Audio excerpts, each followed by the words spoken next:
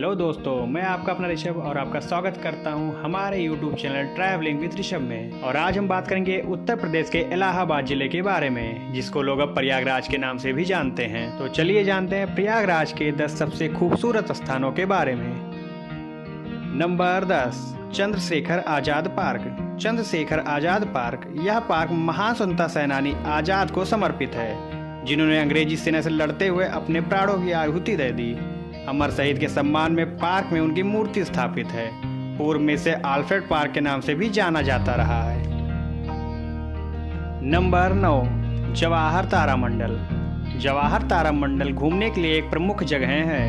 अगर आप विज्ञान प्रेमी हैं तो आपको यहाँ पर जरूर घूमने आना चाहिए, क्योंकि यहाँ पर विज्ञान से संबंधित बहुत सारी वस्तुएं आपको हमारे सौर मंडल को देखने के लिए मिल जाएंगी, जो यहाँ का महत्वपूर्ण आकर्षण है। जवाहर तारामंडल में स्काई शो होता है। इस कार्यक्रम में आपको खगोल अंतरिक्ष विज्ञान से संबंधित जानकारियाँ मिलेंगी और इसमें डिजिटल आकाशीय कार्यक्रम भी होता है। जवाहर तारामंडल में आपको 3D शो देखने के अलावा न्यूक्लियर पावर प्लांट का मॉडल भी देखने के लिए मिलता है। यहाँ पर आपको सौर मंडल के बहुत सारे ग्रहों की जानकारी भी मिलेगी।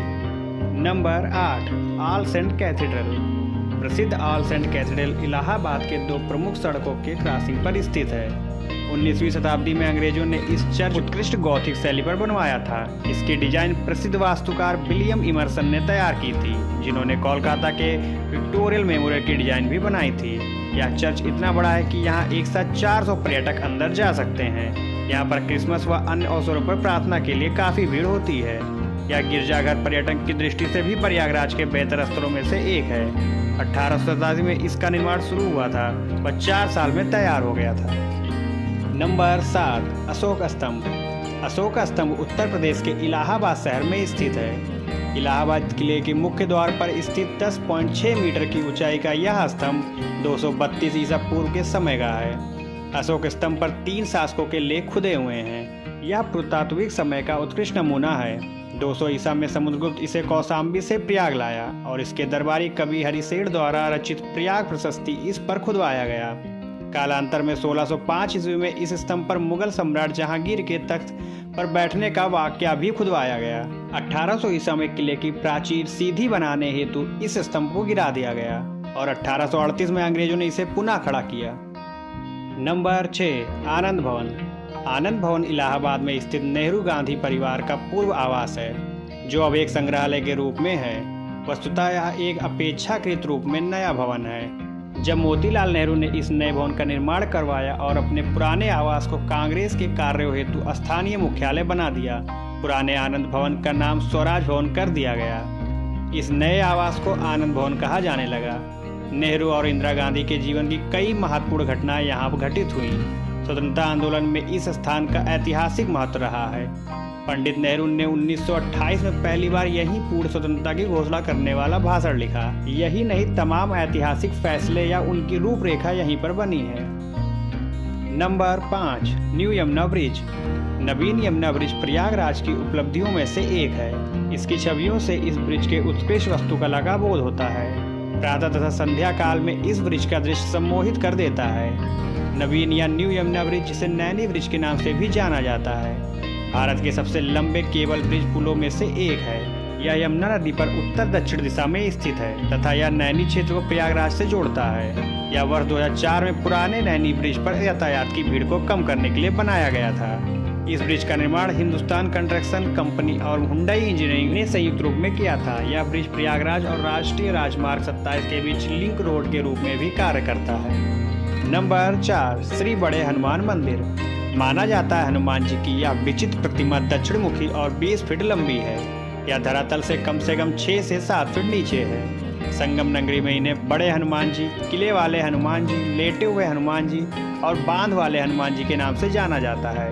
इनके बाएं पैर के नीचे कामदा देवी और दाएं पैर के नीचे अहिरावण दबा है। इनके दाएं हाथ में राम लक्ष्मण और बाएं हाथ में गदा शोभित है। बजरंगबली यहाँ आने वाले सभी भक्तों की मनोकामनाएं पूर्ण करते हैं। नंबर 3, इलाहाबाद किला। इलाहाबाद में संगम के निकट स्थित इस किले को मुगल सम्राट अकबर ने 1583 में बनवाया था। वर्तमान में इस किले का कुछ ही भाग पर्यटकों के लिए खुला रहता है। बाकी हिस्सों का प्रयोग भारतीय सेना करती है। इस किले में 3 बड़ी गैलरी है। जहाँ पर ऊंची मीनारें हैं। सैलानियों को अशोक स्तंभ, सरस्वती कूप और जोधाबाई महल देखने की इजाज़त है। इसके अलावा यहाँ अक्षय वट के नाम से मशहूर बरगद का एक पुराना पेड़ और पातालपुर मंदिर भी है। अकबर ने इस किले का निर्माण मुगल काल में पूर्वी भारत से अफगान विद्रोह को खत्म करने के लिए किया था। किले में एक जननी महल भी है जिसे जहांगीर महल भी कहा जाता है। आज भी देश की सेना को शरण देने वाले इस किले की आस्था अब जर्जर हो गई है। नंबर 2, खुसरो बाग। प्रयागराज स्थित इस विशाल बाग में खुसरो, उसकी बहन और उसकी राजपूत मां का मकबरा स्थित है।